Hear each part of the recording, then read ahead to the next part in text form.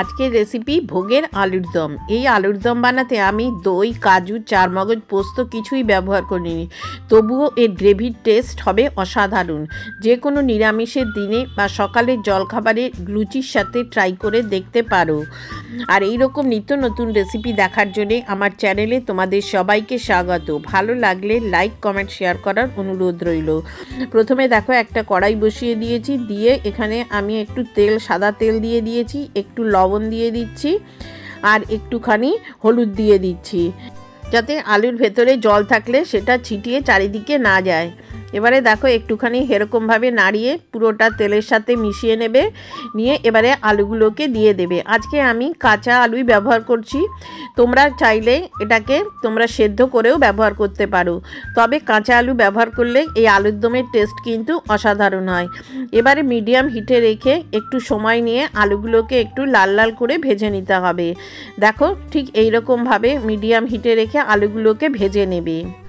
আলুগুলোকে ভাজতে আমার 3 থেকে 4 মিনিট মতো সময় লেগেছে। দেখো আলুগুলো বেশ লাল লাল করে ভাজা হয়ে গেছে। এবারে এই আলুগুলোকে আমি তুলে নিচ্ছি। একবার এইভাবে আলুর দম বানিয়ে দেখো। নতুন আলু দিয়ে আজকের এই রেসিপিটা আমি করেছি, দারুণ খেতে হয়।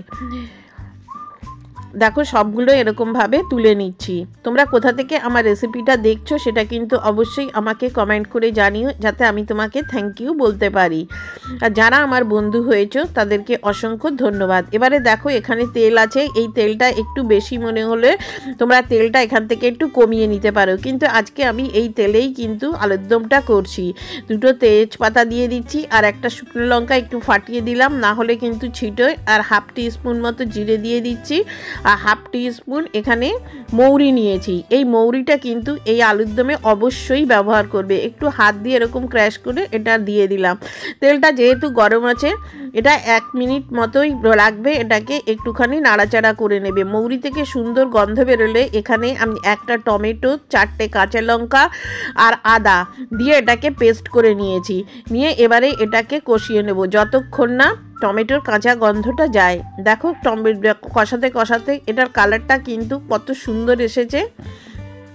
এবারে আমার কষানো হয়ে গেছে। এবার শুকনো মশলা দিচ্ছি। প্রথমে দিয়ে দিচ্ছি 1/4 টিস্পুন মতো হলুদ গুঁড়ো, হাফ টিস্পুন মতো জিরে গুঁড়ো, 1 চামচ ধনে গুঁড়ো আর হাফ চামচ এমনি লঙ্কার গুঁড়ো, যেহেতু কাঁচা লঙ্কা আমি ব্যবহার করেছি, আর 1 চামচ কাশ্মীরি লঙ্কার গুঁড়ো দিয়ে এবার এটাকে ভালো করে মশলাটাকে কষিয়ে নিতে হবে। খেয়াল রাখবে মশলাটা যেন পুড়ে না যায়, পুড়ে গেলে কিন্তু গ্রেভির কালারটা একদম চেঞ্জ হয়ে যাবে। একটুখানি আমি জল দিয়ে দিলাম 2 চামচ, দিয়ে নেড়ে চেড়ে এটাকে ততক্ষণ অবধি কষাতে হবে যতক্ষণ না মশলা থেকে তেল ছেড়ে আসছে। যেহেতু এটা নিরামিষ সেই জন্যে একটু মশলাটা, শুকনো মশলাটা একটু বেশি দেবে। আর এখানে দিয়ে দিচ্ছি 1 চামচ মতো আমচুর পাউডার, দিলে এই টেস্টটা কিন্তু খেতে দারুণ লাগবে, একটু টকটকও হবে। আর তোমরা যদি হিং পছন্দ করো একটু হিংও দিতে পারো। দেখো ভাজতে ভাজতে কালারটাও কত সুন্দর এসছে আর ওপর দিয়ে কিন্তু তেল ছেড়ে এসছে। গ্রেভিটা দেখে কেউ বলবে যে এটাতে পেঁয়াজ রসুন ব্যবহার করিনি। এবারে এখানে 1/4 কাপ মতো আমি মটরশুঁটি দিয়ে দিচ্ছি, আর যে আলুগুলোকে ভেজে রেখেছি সেই আলুগুলো এর ভেতরে দিয়ে দেবে। দিয়ে এবারে এটাকে আরও 3 থেকে 4 মিনিট মতো মশলার সাথে নেড়ে চেড়ে এটাকে কষিয়ে নেবে, যাতে এই মশলার কিছু অ্যারোমা, যেটা গন্ধ, সেটাকে আলুর ভেতরে যাতে চলে যায়। আলুটা যদি তোমরা সেদ্ধ করে নাও তাহলে কিন্তু এই রেসিপিটা করতে একদম বেশি সময় লাগে না, কিন্তু এইভাবে যদি তোমরা সেদ্ধ না করে করো তাহলে এই মশলার যে ফ্লেভার সেটা কিন্তু আলুর মধ্যে যায় এবং এটা খেতে কিন্তু আরও বেশি ভালো লাগে। দেখো এরকমভাবে আরও 3 থেকে 4 মিনিট মতো এটাকে এরকম নেড়ে চেড়ে কষিয়ে নিয়েছি। দেখো কতটা সুন্দর দেখতে হয়েছে এবং তেল ছেড়ে এসছে। এখানে আমি গরম জল দিচ্ছি 1 কাপ মতো। ঠিক এরকমভাবে দিতে হবে যে আলুগুলো এরকমভাবে জলের মধ্যে ডুবে যাবে।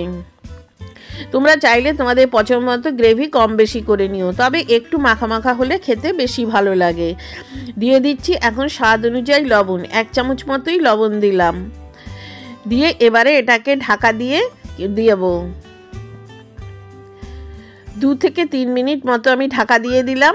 ঢাকা দেওয়ার পর এবারে দেখো ঝোলটা এরকমভাবে ফুটতে শুরু করেছে। 2টো কাঁচা লঙ্কা দিয়ে ঢাকা দিয়ে দেবো যতক্ষণ না আলুটা সেদ্ধ হচ্ছে। 5 থেকে মিনিট পর তোমাদের দেখাচ্ছি। 5 মিনিট পর দেখো মটরশুঁটিগুলো ওপরে ভেসে উঠছে, তার মানে মটরশুঁটিগুলো সেদ্ধ হয়েছে। একটা আলু একটুখানি এরকমভাবে কেটে দেবে। দেখো আলুটাও আমার গলে গেছে।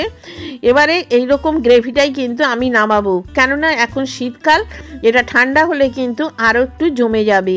দেখো কত সুন্দর কালার এসছে, কেউ দেখে বলবেই না যে এটা তুমি পেঁয়াজ রসুন ছাড়া বানিয়েছো। যেহেতু নিরামিষ রান্না, 1 চামচ মতো ঘি দিয়ে দিলাম, 1 চামচ চিনি দিয়ে দিলাম, তোমরা যদি পছন্দ না করো নাও দিতে পারো, আর 1/4 টিস্পুন মতো গরম মশলা দিয়ে এবারে ভালো করে মিশিয়ে নিয়ে এটাকে গ্যাসটা বন্ধ করে দেবে।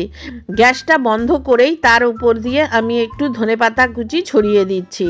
ব্যাস তৈরি হয়ে গেল ভোগের আলুর দম।